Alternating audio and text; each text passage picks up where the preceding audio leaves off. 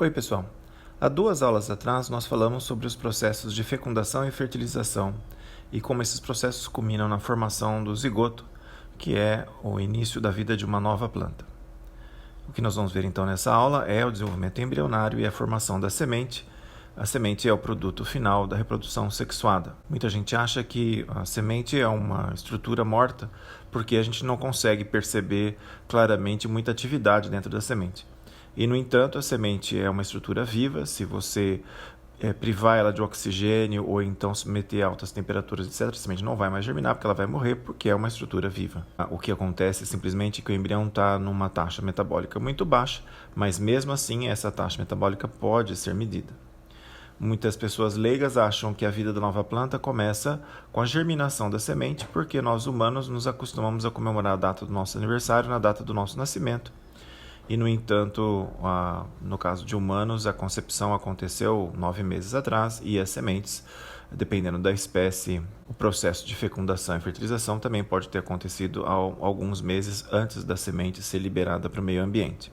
De qualquer forma, nós sabemos então que a vida de uma nova planta começa com os processos de fecundação e fertilização e vamos continuar então a partir de onde nós paramos naquela aula, que era a formação do zigoto. É interessante a gente notar que esses núcleos que vocês estão vendo aí, eles são os núcleos do endosperma. O endosperma possui um desenvolvimento bastante particular. Ele forma no início um sincício, ou seja, uma única célula aí que seria anteriormente a célula central do óvulo, né? Ela vai se encher desses núcleos, são núcleos triploides, isso é um endosperma, mas o desenvolvimento mesmo do endosperma é bem particular, nós não vamos ver isso em detalhe.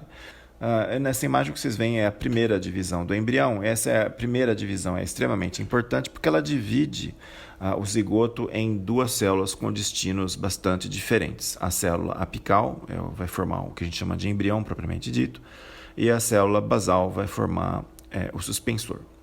Essa divisão ela é considerada assimétrica não por causa do tamanho diferente entre a célula apical e a célula basal.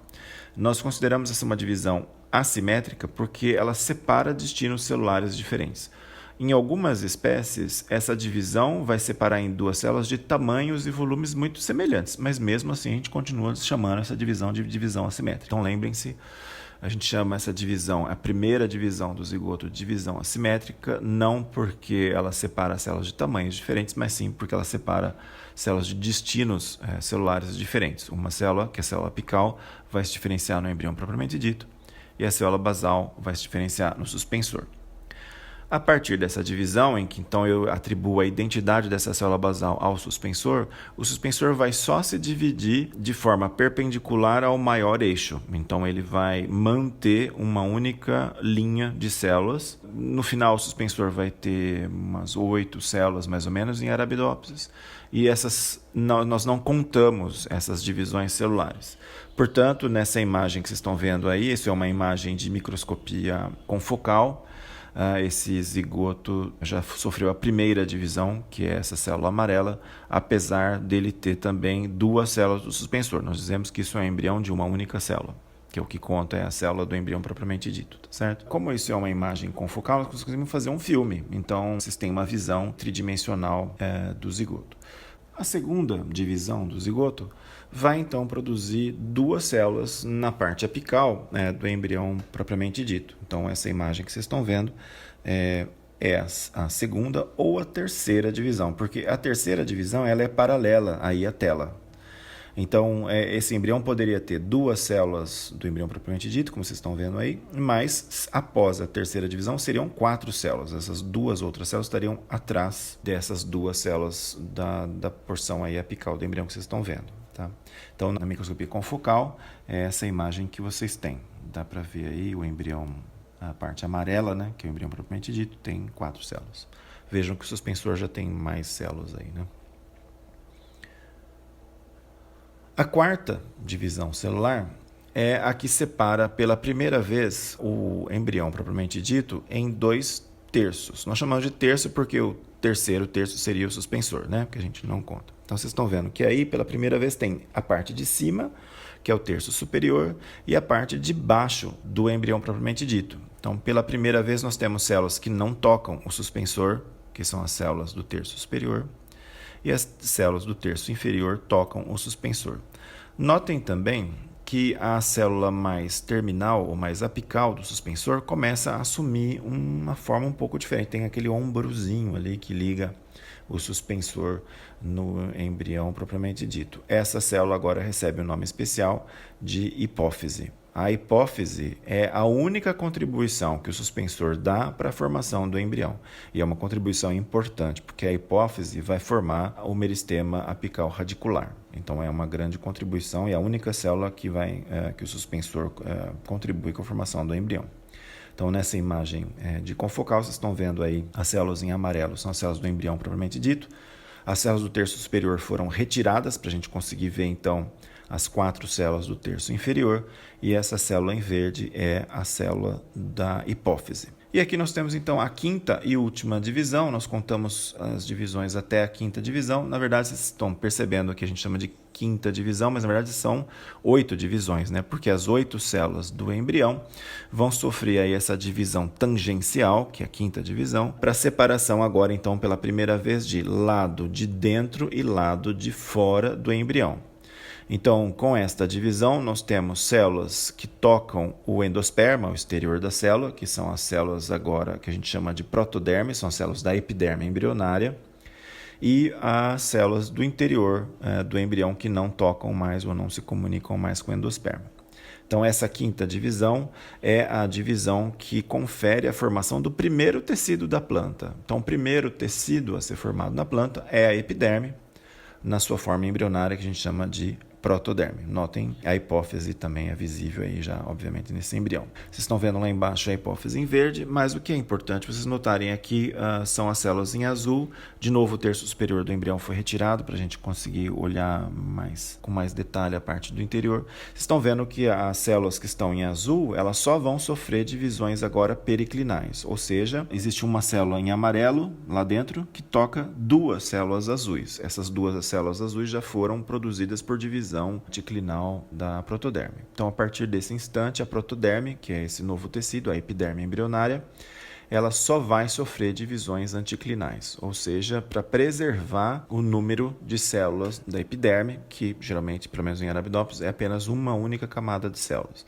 Então, ela sempre vai sofrer divisões anticlinais para acompanhar o crescimento interno do embrião sem aumentar o número de camadas celulares. Então, vejam, o que nós temos aqui já é um embrião na fase globular. Aí vocês estão vendo aí que a célula da hipófise já sofreu uma divisão que separa a célula lenticelar, porque ela tem o formato de lente, da célula basal. A célula lenticelar, ela vai dar origem ao centro quiescente, que é o coração do meristema apical radicular, e essa célula basal da hipófise vai formar a columela, que é uma parte da coifa da raiz. Notem aí que as células da protoderme já sofreram então as divisões anticlinais, como nós vimos na imagem anterior de confocal, e essas 2 divisões do terço superior do embrião formaram células que vão dar origem aos cotilédones, e essas 4 células, tem 2 aí, 2 atrás, que vão formar o meristema apical caulinar. Então, nessa fase, tudo o que tinha que ser feito na embriogênese vegetal já foi feito. É a formação do meristema apical radicular, que é a hipófise, que já se dividiu inclusive na célula que vai dar origem ao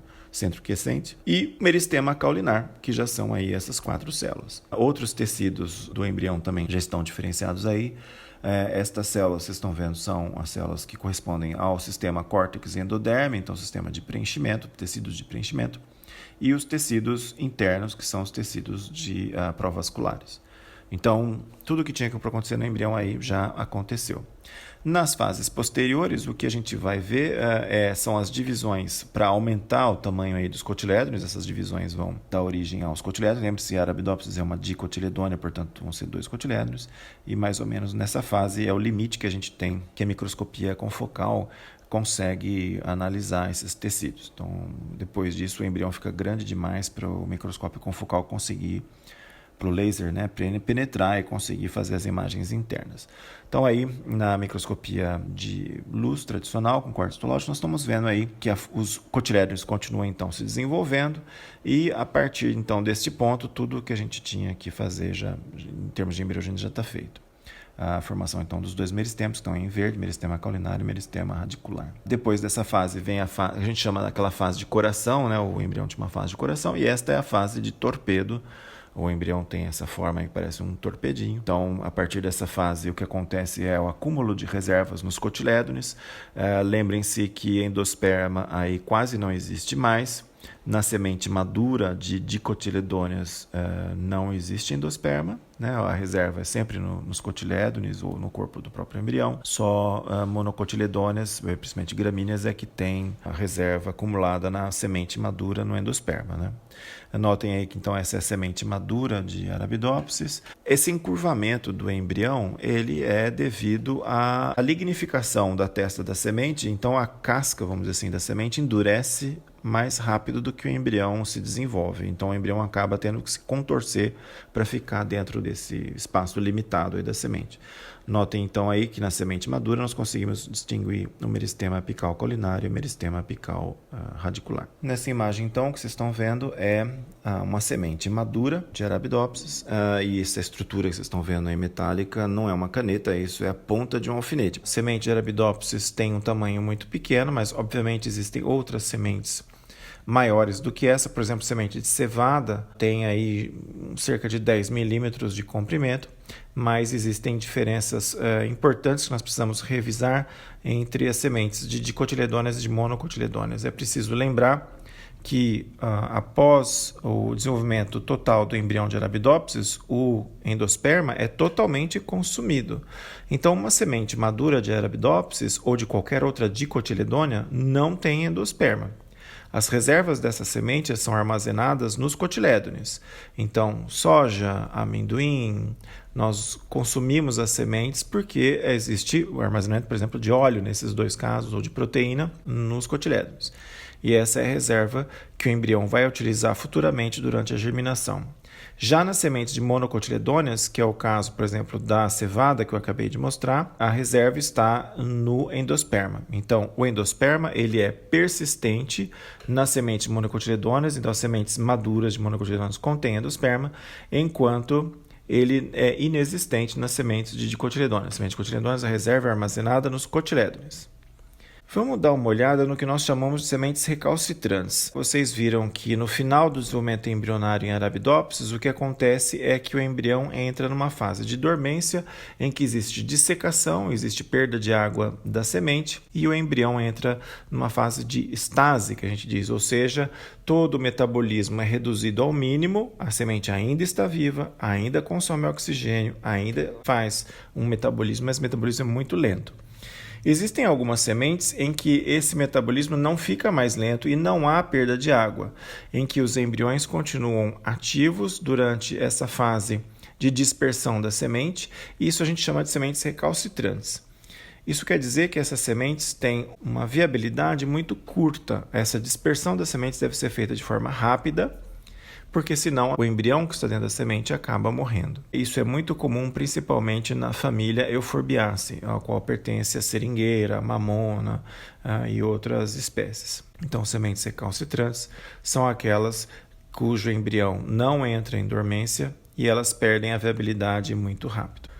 Muito bem, vamos ver agora o que a gente chama de germinação. É importante lembrar que o que eu chamo de germinação é o processo de ativação dos meristemas apicais, tanto o meristema radicular e o meristema caulinar. E esse processo é extremamente controlado do ponto de vista ambiental. Esse controle ambiental existe porque é extremamente importante que a semente germine no momento certo. Todas as espécies cujas sementes germinam no momento errado, obviamente, acabam entrando em extinção. Então, existe uma pressão da seleção natural extremamente forte para que a semente só germine quando existam condições apropriadas para que a plântula que acabou de germinar mantenha o crescimento do corpo da planta nas melhores condições possíveis. Nessa imagem que vocês estão vendo, nós vemos 4 fotos do mesmo local em 4 estações diferentes. Essas imagens, obviamente, são de um clima temperado, um clima europeu ou no norte-americano, em que vocês veem que na primeira foto é a primavera, na segunda foto verão, na terceira foto, que é a segunda embaixo, é outono e depois inverno. Obviamente, existem épocas aí em que as sementes não poderiam germinar porque seriam estações inapropriadas. A principal delas, obviamente, nesse caso, é o inverno, em que não há água líquida disponível para a semente e as temperaturas, obviamente, também são muito baixas para que a semente possa germinar. As folhas, por exemplo, acabariam congelando. E também, obviamente, os dispersores das sementes não estariam presentes nessas condições. Então, vamos pensar um pouco. Quais são as condições ideais para uma semente germinar? Temperatura é uma delas, a umidade também, porque, como eu disse, no inverno não há água no estado líquido. Então, é necessário água no estado líquido, umidade para a semente germinar, e que a temperatura esteja aí ao redor dos 25 graus, pelo menos. Obviamente é necessário oxigênio para a semente germinar, obviamente todas as reações metabólicas precisam de oxigênio. E luz eu coloquei aí entre parênteses, porque existem sementes fotoblásticas positivas e sementes fotoblásticas negativas. Então por isso que a luz está aí entre parênteses, porque isso depende do tipo de semente. O processo de germinação é separado em 3 fases distintas. Na primeira fase, nós chamamos de hidratação ou embebição, a semente absorve água de forma passiva. Vocês devem se lembrar da fisiologia do metabolismo, daqueles coeficientes hídricos da planta. Então tinha aquele Φ matricial, aquele Φ osmótico, enfim, eram coeficientes que são sempre negativos, né, em relação ao interior da célula. Então isso quer dizer que no interior da célula, como existe uma quantidade bastante grande de solutos, se você colocar uma semente em água pura, essa semente sempre vai absorver água, porque o potencial matricial, o potencial osmótico da semente sempre vai ser extremamente negativo. Então vejam, a semente absorve água de forma passiva. Mesmo que o embrião esteja morto dentro da semente, mesmo que a semente então esteja morta, essa semente vai absorver água por uma questão física, por uma simples questão de osmose. A semente possui mais solutos, então ela vai absorver passivamente a água. O que vai acontecer com essa água que a semente absorveu? Isso vai garantir que ocorra a fase 2. Na fase 2 é a ativação enzimática, e essa ativação enzimática, obviamente, depende do embrião estar vivo. Que ativação enzimática é essa? Que enzimas que vão ser ativadas? São as enzimas responsáveis por digerir o endosperma, se essa for uma semente de monocotiledônia, ou digerir as reservas armazenadas no cotilédone, se essa for uma planta de cotiledônia. O que são essas reservas? São lipídios, são proteínas, são amidos, e essas reservas precisam ser quebradas metabolicamente e transformadas em substâncias absorvíveis pela planta, capazes de gerar energia.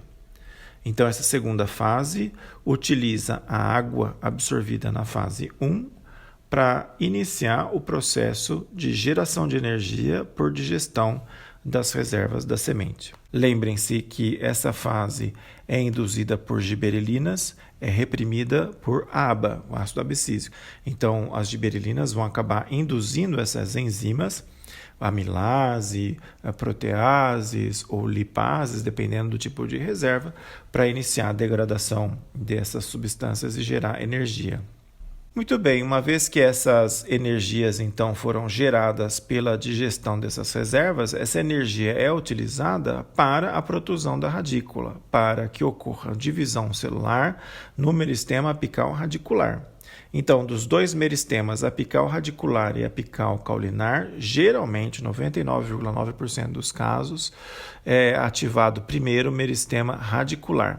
Por que primeiramente é ativado o meristema radicular? Para a absorção de mais água. Não é para fixação, não é para absorção de nutrientes, é para absorção de mais água.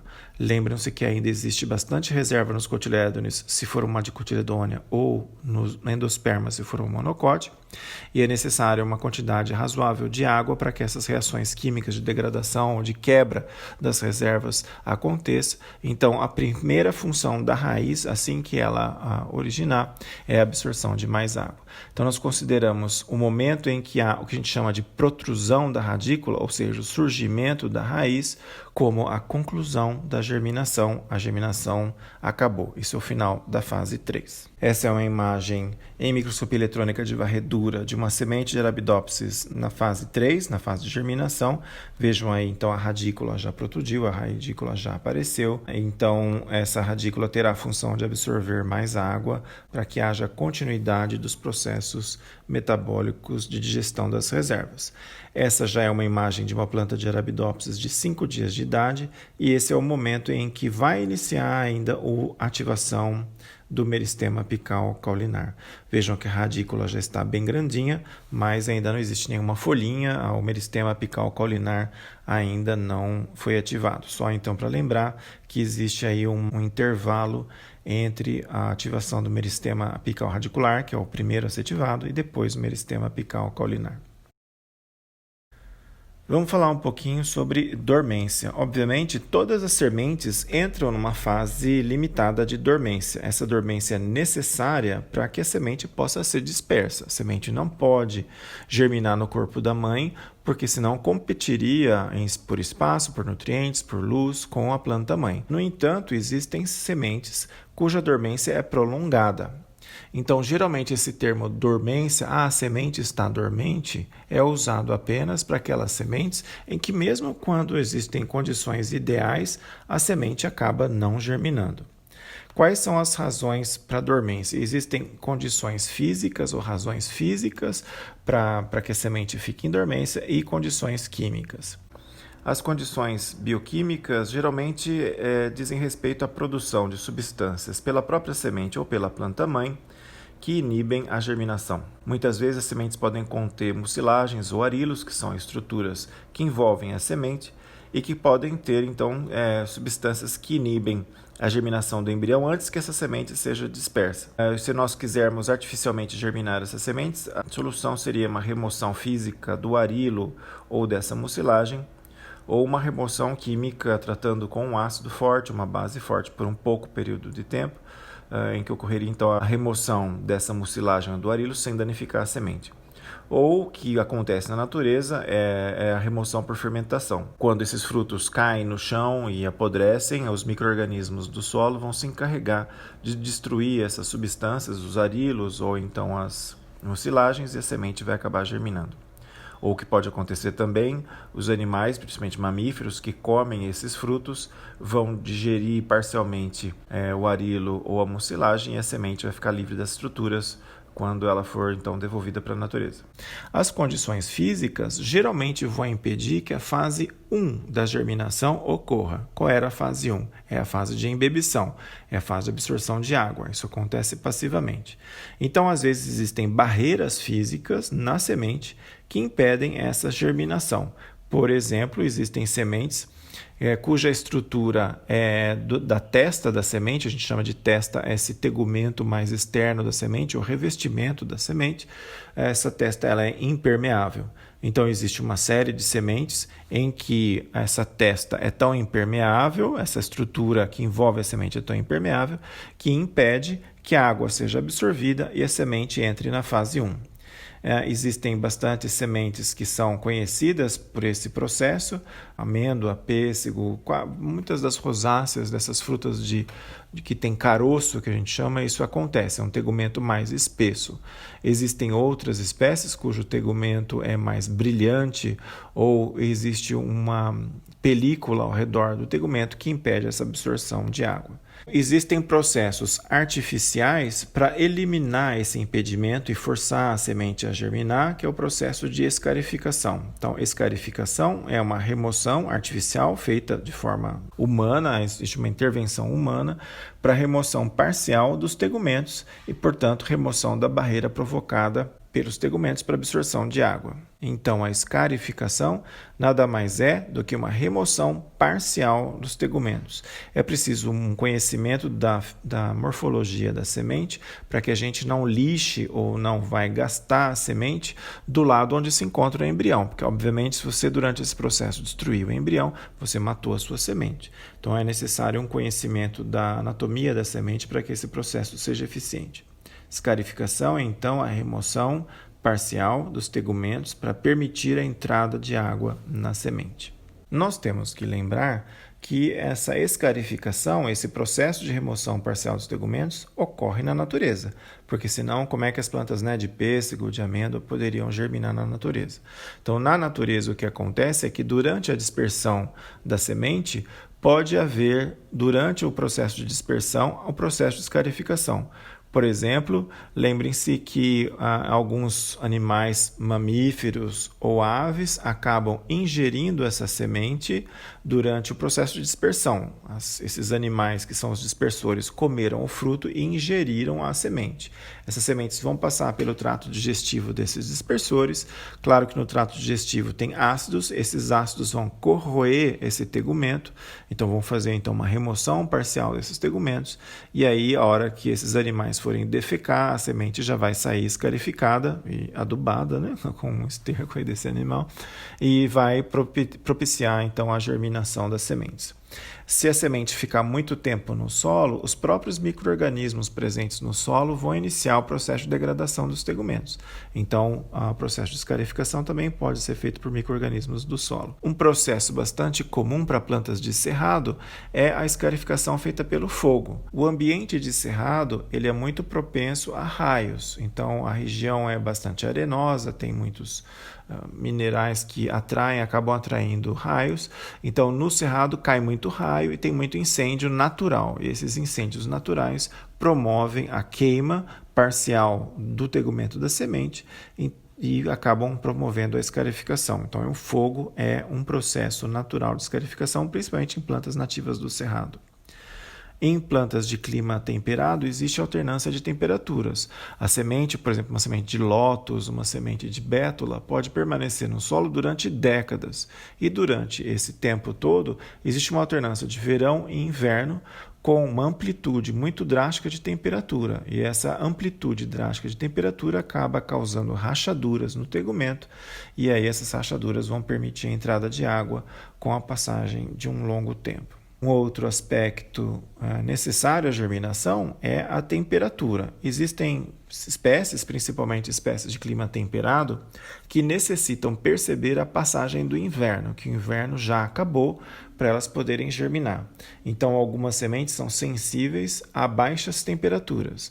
Então, algumas sementes, principalmente de espécies de clima temperado, uva, maçã, pêssego, é o caso, precisam sofrer um tratamento que nós chamamos de estratificação. Então, o processo de estratificação é um processo de manutenção das sementes a uma temperatura abaixo de um determinado limite. Esse limite é determinado pela espécie, então algumas espécies são 5 graus, 6 graus, enfim, isso varia com a espécie, mas a semente precisa passar um determinado número de horas, esse número de horas também varia com a espécie, abaixo dessa temperatura específica, e o retorno à temperatura ambiente, isso é importante, não é só deixar na temperatura baixa, tem que deixar a temperatura baixa e retornar à temperatura ambiente, ou seja, aos 25 graus, e aí a semente germina. Então, estratificação é isso, é um processo pelo qual a semente vai permanecer abaixo de uma determinada temperatura por um certo período e depois o retorno à temperatura ambiente. Com isso, a semente acha que o inverno já passou e ela vai germinar. Então, algumas sementes, esse processo de estratificação precisa ser feito de forma artificial por um humano, para que essa semente possa germinar quando a gente quer, mas obviamente na natureza isso é para perceber a passagem do inverno. Obviamente, um outro fator que influencia na germinação é o oxigênio. Isso é uma situação um pouco improvável que não tenha oxigênio para a semente germinar, mas imaginem sementes que estão inundadas, sementes que caíram dentro de um lago ou de um rio. Dentro da água, a concentração de oxigênio é muito menor do que na atmosfera e, portanto, se a semente não tiver concentração de oxigênio suficiente, ela não vai germinar. Então, o oxigênio, obviamente, é essencial para que ocorra a germinação. Como nós dissemos, a luz depende, isso porque existem sementes que são fotoblásticas positivas, que germinam na luz branca ou na presença de luz vermelha. Lembre-se que a luz branca tem uma grande proporção de luz vermelha. E as sementes que são fotoblásticas negativas, que germinam no escuro ou em situações em que há uma grande quantidade de comprimento de onda na luz do vermelho extremo. Muito bem, então como nós já sabemos as condições de germinação, é fácil da gente tentar adivinhar quais são as condições de armazenamento das sementes. Se a umidade favorece a germinação, se a temperatura ao redor dos 25 graus favorece a germinação, presença de oxigênio também e luz depende, é claro que para que a gente tenha armazenamento das sementes, a umidade deve ser baixa, a temperatura deve ser baixa. Cuidado com o oxigênio. Se você retirar totalmente o oxigênio da semente, a semente morre. Lembrem-se que a semente é uma estrutura viva. Então, vocês vão ver que muitas embalagens de venda de sementes elas estão a vácuo. Então, existe uma redução da quantidade de oxigênio, mas, obviamente, ainda existe, mesmo naquela embalagem a vácuo, bastante oxigênio suficiente para que a semente continue o seu processo metabólico, que ainda existe, embora seja muito baixo. E luz depende. Se você tiver uma semente que é fotoblástica positiva, que precisa de luz para germinar, você vai armazenar essa semente no escuro, para que ela não germine. Se essa semente for fotoblástica negativa, você deixa ela num envelope transparente, num saco transparente, para que ela receba luz e ela não germine. Então, essas são condições de armazenamento das sementes. Isso tem uma importância comercial bastante grande, como vocês devem imaginar. Muito bem, pessoal, isso era o que a gente tinha para apresentar nessa aula. Se tiverem alguma dúvida, me mandem um e-mail. Muito provavelmente o exercício já vai estar lá disponível para vocês fazerem a respeito dessa aula, tá bom? Bom trabalho e até a próxima.